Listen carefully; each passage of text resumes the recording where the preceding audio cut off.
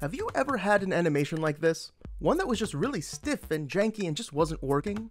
Well, thankfully, there's a very simple way to fix that, and I will show you so that way your animations can be a lot cleaner, smoother, and just overall better. With that being said, let's just get right to it. The first step to improving is understanding the initial problem. As you can see here, we have a blue and a red keyframe that are bigger than the keyframes surrounding them. This causes the poses made by the blue or red keyframe to effectively pause the animation. The longer the keyframe, the longer that the pose is held. So the simple tip and trick is instead of having one long keyframe, it's better to split them into two smaller keyframes. And what you make sure to do is have it so that the two keyframes are slightly different from each other. That way, there's still a bit of movement within these poses, but it's still technically holding on to the same pose. So it doesn't really alter the animation itself, it just makes it look better. A quick little shortcut is to hold L1 while using either left or right on the D-pad to quickly swap between frames on a timeline.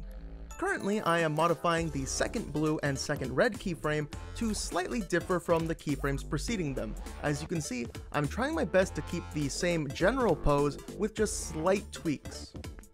As I finish up this last keyframe right here, you can see that as soon as I hit play and look at the animation, it's looking a lot smoother than it did initially. For something so simple and small to do, it actually makes a huge difference overall. Now we can just quickly look at a little comparison between the old animation on the right and the new one on the left. So by just adding a couple of keyframes instead of having long keyframes, you too can make your animations look a lot smoother with a minimal amount of effort. Thank you very much, and hopefully this will be able to help you at some point in the future, but in the meantime, remember to always have sweet dreams.